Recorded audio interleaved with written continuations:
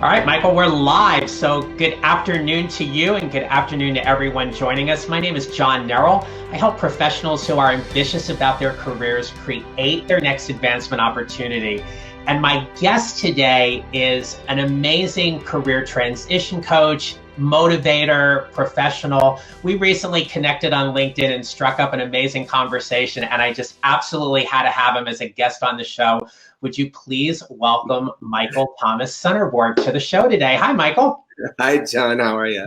I'm good, thanks. Thanks so much. So we're just welcoming a few people into the room here. So again, for everybody, welcome. If you're new, it's great to have you here for the first time. And so today's topic is all about dealing with career transition. And Michael's going to share with us a fascinating program he started called the White Box Club, in really helping people deal with some organizational changes and career changes for them in the workplace. So again, thank you for being here to share your story. All right. So real quick, Ken, thank you so much for joining us. As you know, these shows are posted on my YouTube channel and on my website, as well as my Facebook page for you to go back and listen to. And they're there. In addition, on my website, I've got a free resource. It's an e-workbook called 3 Steps to Creating Your Next Advancement Opportunity Without Feeling Overwhelmed. You simply go ahead and click on that link, enter in your email information, and it will get you that workbook, as well as put you in my email community, where I email everyone 3 times a week about a particular leadership and career topic.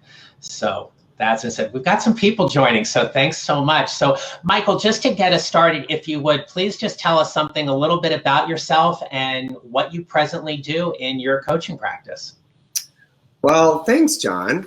Thank you for asking. I would consider myself an educator. It's really who I am. So I've always been drawn to education and learning in basically everything. And I say I wear multiple hats. I'm author and coach, and I taught college for 8 years, and a speaker, and I'm connecting people with information.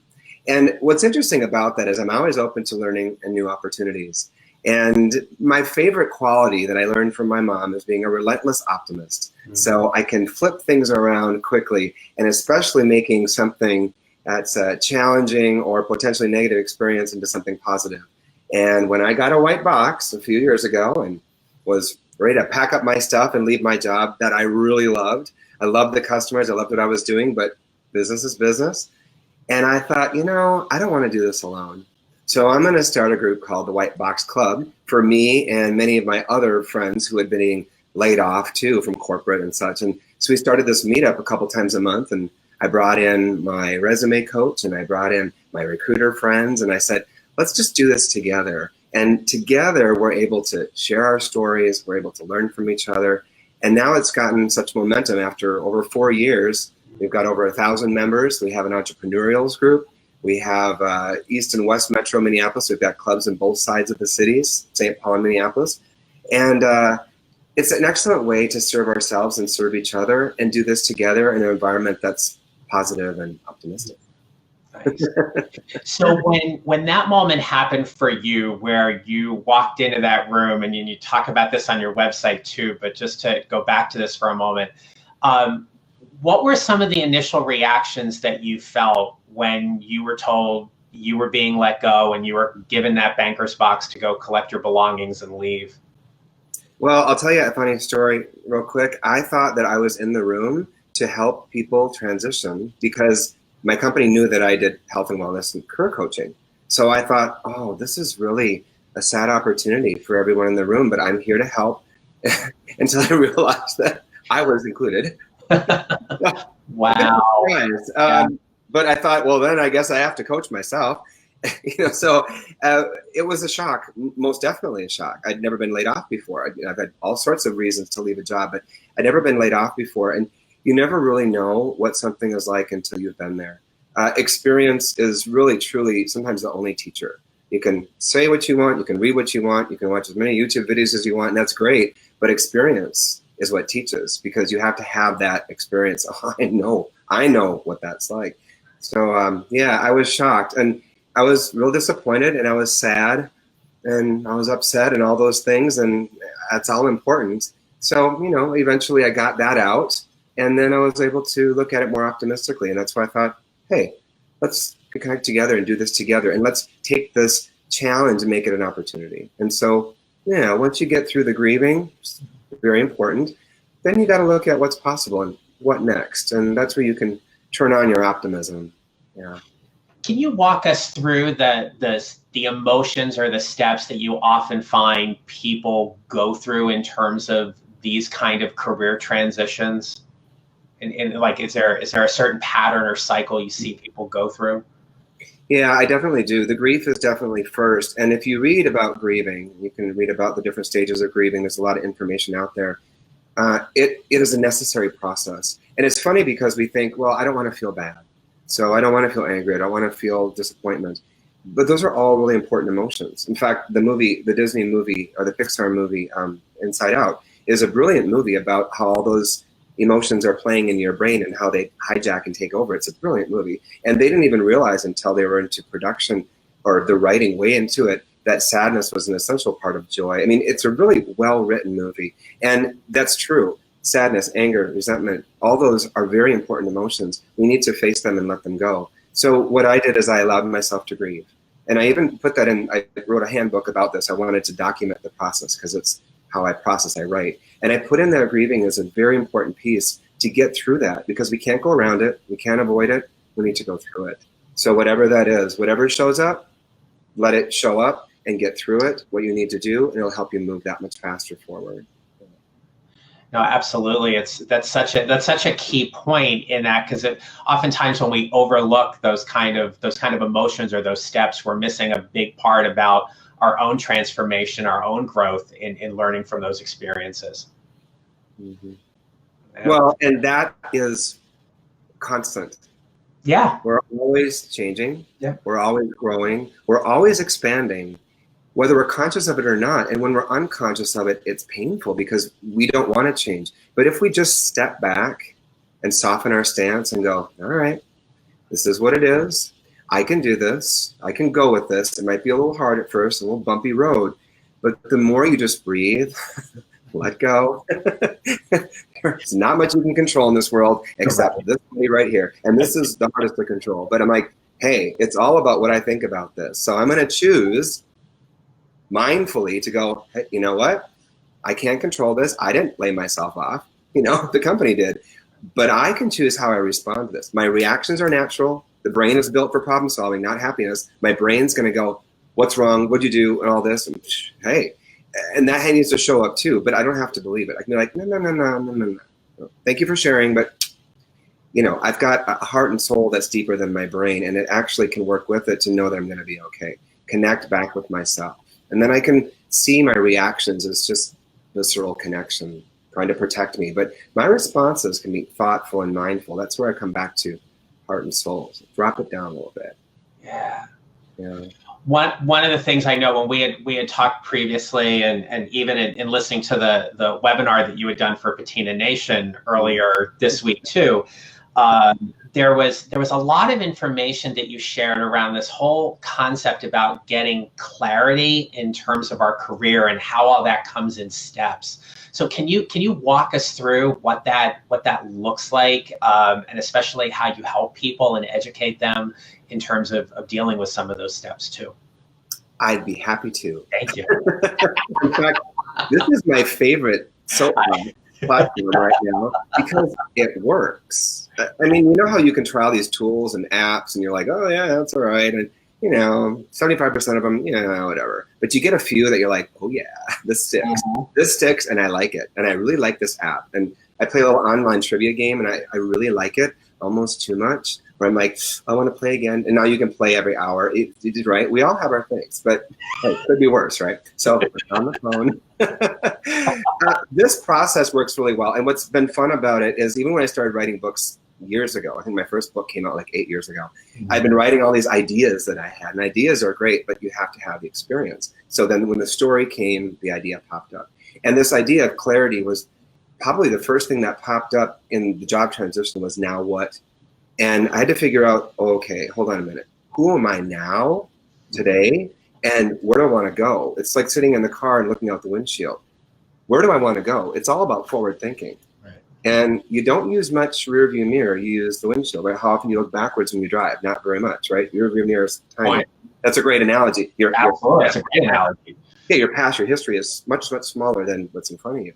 And so the clarity that I bring people to is using a little grid called the personal priority grid. And it just helps you identify what you want and don't want. But it's the process of sifting and sorting data, finding clarity on what you don't want as much as what you do want, because that gives you the contrast. And then focusing and aligning to what you want and just staying over there, right? You can tell me about all the things you don't want until you're blue in the face, because you know they show up. They might be showing up right now. I don't want that. I don't want that. But that doesn't help me help you. It helps you get clarity, but then let it go. Tell me what you want. Tell me who you are. And if you don't know, then do the work. And that's what we did in the Patina webinar. Here's the grid. Now go do the homework. And yeah, once a teacher, always a teacher, right? Do the homework. The homework on yourself is permanent. This is not temporary. This is the work on yourself you do will last forever. It's like education, never wasted. Yeah. Well, as educators, we like our tools and our organizers, right? They help us put all of our thoughts down. Left brain wants structure. Right brain wants creativity and fun. You can have both. You just have to be disciplined, and you got to find the right tools that work for you.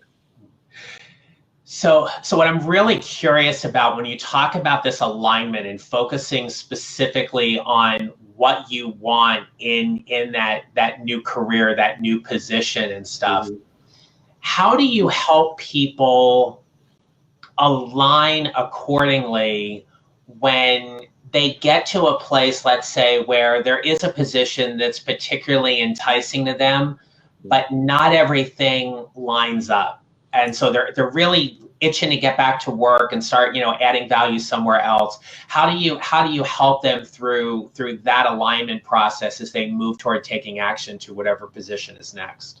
That's a great question. In fact, that question just came up at White Boss Club yesterday morning. Oh, wow. One of the members said, so what if you get really clear and you're ready to go, and then you get all these things that you want and you're able to talk about it and you get this clarity, and then the jobs you're just not getting the jobs, or things just aren't happening. And I said, well, it's not just one thing. It's not just clarity. It's actually, this is kind of my newest thing that popped in the last couple of weeks. As I'm talking about this, it's always creating some sort of a new realization. It's three things, at least today it is. Mm-hmm. But it makes sense. It's CAT, it's C-A-T, clarity, alignment, and timing. Okay. And if one of those three aren't evident, then the doors don't open. It's not a green light. It's not going to happen. And it's very similar to project management. So I have a PMP, I have a very left brain project management disposition. I did it for many years in IT. So I'm thinking in the triple constraint, which is time, scope, and resources. If one of those three is off balance, you're going to have difficulty with your project. Well, project management for life translate to your right brain. If you don't have clarity and alignment and timing, then the doors won't open and you're going to have a tip. So when you're balanced on the fulcrum between those things, you have to focus on being clear, and then you have to spot the alignment, which is the opportunities, the people, the things that resonate with who you really are, because now you've been thinking about it. Oh yeah, this is the kind of organization I want. Oh, those are the kind of people I want to work with. Oh, hey, that's the kind of work I want to be doing. And yeah, I don't want to do Monday through Friday, 9 to 5. I want flexible scheduling. I mean, all these details of what you want will signal alignment to people that have that. And then if it's the right time, ding, all green lights, the doors open. And it would be the most natural thing to offer you the job, because of course we would. And then of course you would accept, because it's aligned. And when it's aligned, it all works. Nice. But there's those three things. Yeah. I like that. That's powerful. Absolutely. Yeah.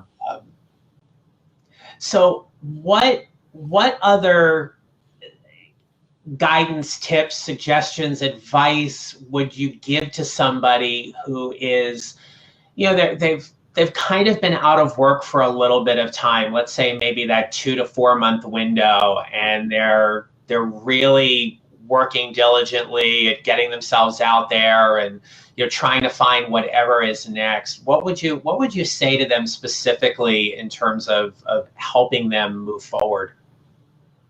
Well, when I sit down with somebody for the first time, or if I meet them for the first time, often I'll meet them at White Box Club when they come to one of the meetings, or I'll have a network connection. I use LinkedIn a lot for networking because I can directly connect with people about career transitions. It's perfect. And I meet them, I get as close to the person as possible immediately, right away, phone call, lunch or coffee, face to face. I don't use technology to replace people. Never. It just, you cannot replace the face to face. Call me old school, but I'm like, let's get together now. I want to meet you. I want to talk to you. I want to get as close as I can. Now I live in India. We just did video call. I mean, you got to see people and experience them. That's the experience. But as soon as I do that, I ask them 2 questions. I usually say, so who are you talking to and what are you talking about? That's it. Because that's all that really matters. It really, in the career transition space right now, it's different. It's changed. And because things are moving so quickly and we have so much information to sift and sort, we don't have a whole lot of brain space or time or attention span. So target quickly who is doing either the work you want to do or is someone that you can trust that will give you good objective feedback. Can't be objective about ourselves. Don't even try. Doesn't work. You can't look at yourself objectively, but other people can. Right. Find a friend, find a coach, find someone who doesn't know you that well, even to reflect back to you, because you can't see yourself. And then I say, pick those people, find them, or let people introduce them to you. They say, oh, there's someone you should meet. Okay, that's part of networking too. People will be inspired to connect you to things that you talk about and people that you want to meet. Absolutely. And the second part is, what do you talk about when you get there? I just wrote a blog the other day about, talking about yourself. Is this your biggest asset or liability? Because I don't know how many people I meet that for the first time they go, well, let me tell you a little bit more about myself. And 20 minutes later, they're still telling me a little bit more about themselves, which is the fire hose. And you're like, I can't possibly take all that information. And so what are you talking about? Have a nice, polite conversation. Don't get to the point like that. But say, when people ask you, what do you want? Well, I'm looking for a small to medium-sized corporation, under 5,000 employees. I would love to work in training because I'm a trainer by nature and I love it. I want to do more of it. And I want a flexible schedule with work hours, maybe 2 or 3 days a week remote. Just give them your wish lists off your little don't want column, and that will change the conversation. Absolutely. But be friendly and be nice. I mean, have your bullet points, have your elevator speech ready in your mind, but don't go right to it. Don't be a walking billboard. Hello, my name is Michael. I'm looking for work in the areas of accounting and project management. I mean, that's funny and silly, but most people that don't know you are like, hello, like, are you crazy? I'm like, yeah, I am. But once you get to know me, you'll just brush it off. And what I love about that, though, is the focus is all on how are you building the relationship, right? This isn't that automatic thing with like, hey, do this for me, and then we're done. We're talking about a partnership here, right? So if you're able to connect me with somebody, I might be able to connect you to somebody, but we're only able to do that when we really start getting to know them a little bit differently and building that relationship. Mm-hmm. Well, and we were all taught in corporate HR, well, everybody who's had that training that together everyone achieves more is the acronym for team. So if you haven't heard that, it's a goodie. But, yeah, that's right. But you know what? It's true. Yeah. We were never meant to go through life alone. I mean, that's why there's other people, right? I mean, it sounds rudimentary and basic, but it really is simple. It's pretty simple. Our relationships are meant to expand us. So we have co-creators, collaborators. I mean, think about it. We're not meant to go through life alone, and it's no fun. You're supposed to work with cool people and come up with really good ideas. My friends and I sit at Panera Bread and come up with groundbreaking principles that, of course, only we understand in the moment. But if we can figure out how to implement them, they will change the world. We got to talk to each other, and that's how we start the momentum. Absolutely. Absolutely. So as we start wrapping up a little bit, one of the questions I always end my interviews with, so I talk a lot about creating your next advancement opportunity.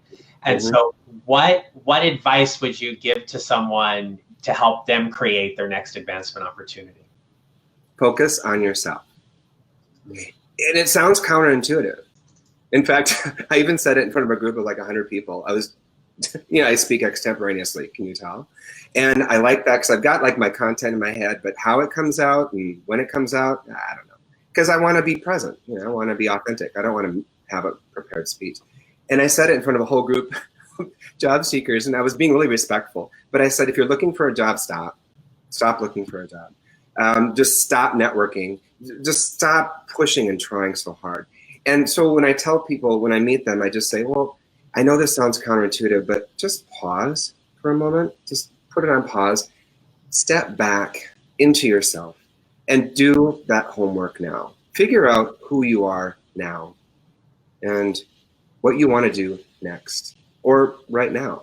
And so my advice to people, especially to entrepreneurs, because if you have an entrepreneurial mindset, you can apply that to traditional work or to your own business. An entrepreneurial mindset says, I'm willing to think out of the box, and the box is your head. You got to get out of your own head. And the way you do that is to figure out who you are and then where you want to go. And by doing that, it shifts your frequency, it shifts your energy, it shifts your language, your attitudes, actions, and words, because you're actually investing in yourself. And we're not taught how to talk about ourselves. So now is the time to learn how to talk about yourself, because if you can't, you're going to have a difficult time talking about yourself out there.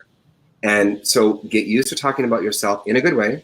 You don't have to boast or brag, but be confident about what you do well, what you don't do well, what you want, what you don't want, and deliver in a way that makes sense to you and makes sense to the people you talk to. And you know what it'll do? Your confidence will go, whoop, whoop, whoop, whoop, because it's true.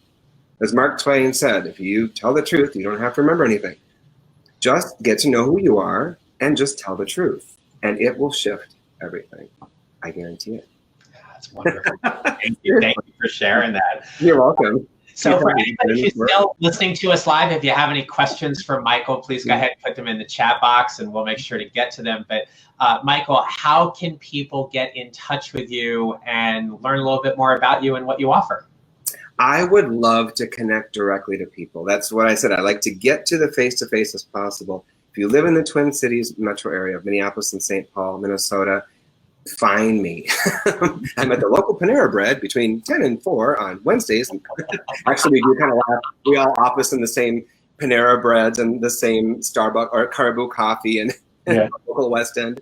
So I'm always in my same locations. It's my office out of the house. But you can find me online at michaelcreative.com. My first company I started was Creative Consulting. So michaelcreative.com is my main stop.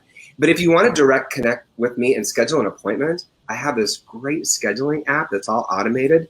You can just go to Pages, it's my landing page, pages.michaelcreative.com, and you can schedule a 30-minute check-in chat for free with me, and I'll call you on the phone, and we'll talk voice to voice. Now, if you also want to connect with some of the work that I've done about the White Box Club, if you're in the Twin Cities metro area, visit thewhiteboxclub.com for information about links to the Job Seekers Meetup and the Entrepreneurs Meetup called New Ventures. And then also, I did tell you, I wrote a book called The White Box Club Handbook. There's the white box. And so people go, oh, that white box. That white box. Yeah, that one. Oh, yeah. Either they've been laid off or someone they know has been laid off. And you can download the first 5 chapters for free if you go to michaelcreative.com/free chapters. So that way you can get a chance to see what it's all about and see if you like the way I write. But it'll help you. Even the beginning will. Got it. All right. So it's just at your website, and then it's /free pages. Free chapters. Free chapters. Okay. Yeah. Right. Yep. And then when you get to my website, you can poke around. Websites are kind of 2010. You know, they're kind of 10 years ago. So I'm learning now, because I'm always a learner with my friends who do marketing and stuff, how to make it easier for people to connect so that we can connect with each other. So you can poke around my website, and on the Engage page, I've got some webinars coming up that talk about this. And so you can join me online for online webinars too and coaching. So let me know what you need and I'll meet you there. Got it. Well, I enjoyed taking some time and poking around on your website and checking out some of the posts and things like that. Even some of the LinkedIn articles that you've written are really just in-depth and thought-provoking and poignant, and I enjoyed reading those as well. So that's all really, really good. So thank you. All right, so we are basically at time. I want to, Michael, thank you so much again. And again, go ahead and check out Michael's website. If you've liked watching this video, please make sure you give it a thumbs up. But more importantly, share it with somebody. Share it with somebody who perhaps is going through a recent career transition and could benefit from some particular help or information that's on Michael's website, and to perhaps maybe connect with him in that regard. So sharing is always a good thing when it comes to this kind of content. So please go ahead and do that. And I'll be back with you next week with another interview. So stay tuned for that. And Michael, I wish you a great rest of the day, a safe weekend, and I'm looking forward for us to staying connected as well. So thanks again. Me too, John. Thank you. All right. Have a great day, everybody. We'll talk soon. Take care.